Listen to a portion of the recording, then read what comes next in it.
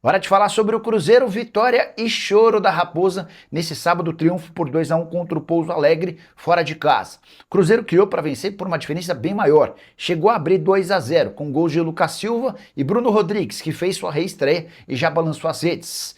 No finalzinho da partida, o Pouso Alegre conseguiu diminuir.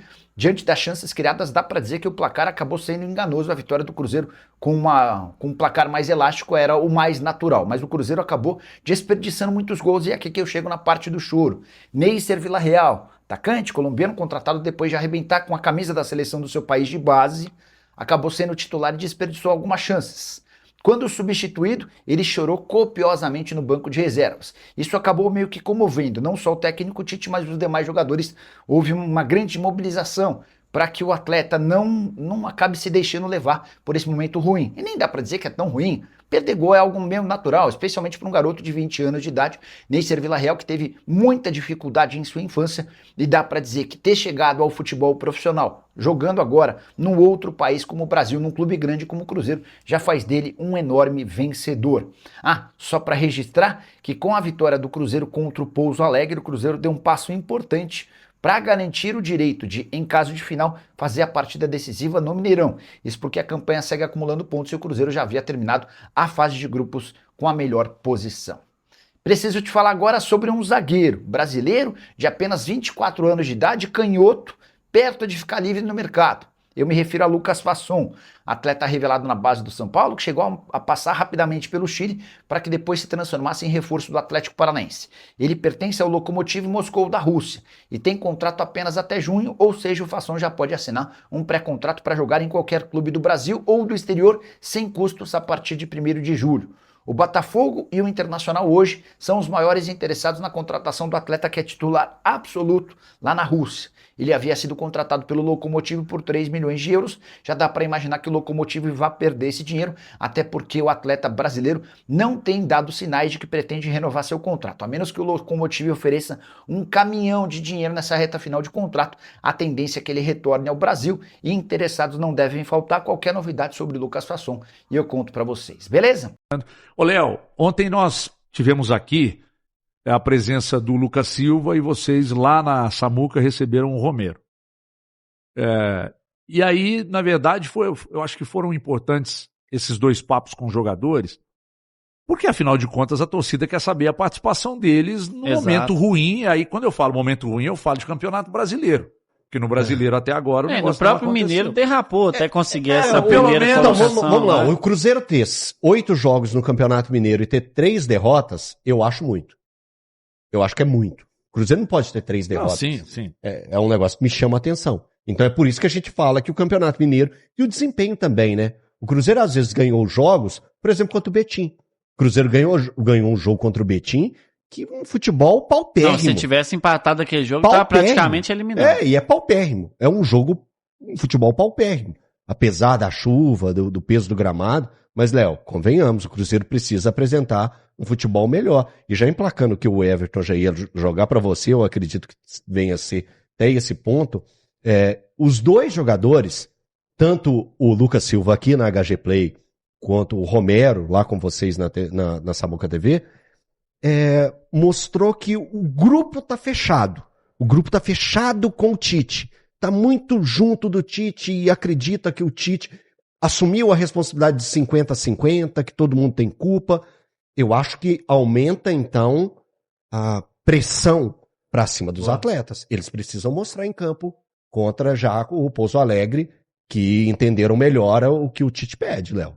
O Wagner pode até falar sobre isso também, porque foi jogador, mas quando o Lucas Silva e o Romero, que são dois líderes, não só em campo, mas de vestiário, dois capitães, falam isso, reconhecem que o Cruzeiro está precisando melhorar o desempenho, eu acho que é muito sintomático, não é uma reclamação só da torcida, eles mesmos reconhecem isso, né? O Cruzeiro, tudo bem, era final de temporada, já estava encaixado, mas parece que esses caras nunca jogaram juntos em vários jogos nesse início de temporada, sendo que é basicamente o mesmo time. Entrou o Gerson, mexeu o Christian de posição, aí o Vidalba ainda não tinha entrado no time, mas eu achei que não tem nada a ver com o Cruzeiro do ano passado. Eu acho assim que os jogadores, não é possível que em nenhum momento, nesse início de trabalho do Tite, Elton e Wagner e HG, não falaram assim, ó, não tá dando certo isso aqui, vamos tentar jogar igual tava o Jardim, entre eles mesmo, sem ficar parecendo que tá boicotando o Tite, não. Mas não será é que isso. essa reunião do início de semana, isso não foi pauta? Eles falaram ontem, né, de que teve a reunião, de que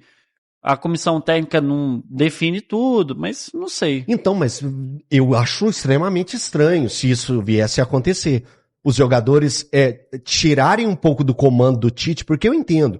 Quando um time é arrumadinho, o Wagner vai poder falar muito bem sobre isso. Você tá só acumulando informações ali para pegar e lá na gente.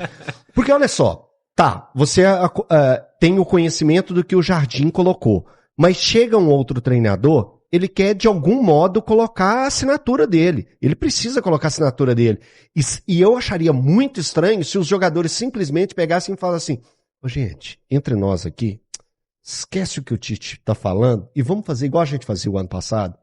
Eu não acredito que o jogador faça isso. Faz. Wagner, por favor. Faz. O jogador faz. Faz. É porque, cara, eu já escutei histórias que até o Rogério Ceni já chegou e falou assim, não faz nada do que o Muricy tá pedindo, vou fazer do nosso jeito. E no Fluminense a gente já fez dessa maneira também. Porque, falando especificamente do Cruzeiro, Jardim ano passado, 3º lugar, chegou bem na Copa do Brasil, lá no começo teve a questão do Mineiro, mas a adaptação, aí entendeu a partir dali o time do Cruzeiro e depois voou baixo. DNA Jardim, ponto, virou o ano, saiu Jardim. Para os jogadores assimilarem tudo aquilo que eles fizeram durante um ano, para você tirar isso do sistema, cara, é 2-3 meses, não tem jeito. Você vira uma chave, tudo aquilo que você fazia, vou para frente, para esquerda, para direita, o outro eu vou para frente e para direita. Tudo isso mudou. Chegou um treinador novo, em que ele não tem o tempo necessário para treinar, você não teve o descanso necessário em relação ao ano passado. E aí entra uma outra questão que é difícil de assimilar, que parece que às vezes o Tite não está comandando o time e é o filho dele. Ou seja, imagine isso pro jogador. Contra o Mirassol ficou muito feio. Ficou nítido, né? Ficou muito feio. Chega o Tite e fala, vamos fazer... E no primeiro tempo, chegou o filho dele na hora que estava ganhando de 1-0 e deu todas as instruções. Uhum. Joia. Aí na hora que tomou o 2-1, a primeira coisa que eu fiz, cadê o filho do Tite? Não foi ele que falou, foi o Tite. Aí o jogador assim, cara, mas o que tá acontecendo? Quem que a gente vai ouvir? Quem que a gente vai seguir? Se você não tem... Para os jogadores, se você não tem realmente, como a gente fala, a cabeça da cobra é o que dita aonde o corpo dela vai. Sim. Se o seu líder, se tá indo um para cada lado, como é que você vai 6 para cá, 3 para ali, 2 para... Não tem como.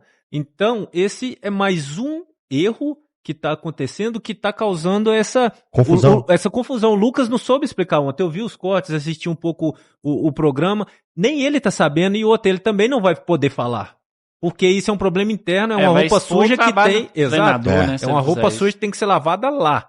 O jogador tem que chegar com a solução. O jogador tem que chegar... Aí depois que ele apresentar a solução, ganhar 3, 4 jogos seguidos, aí ele pode falar.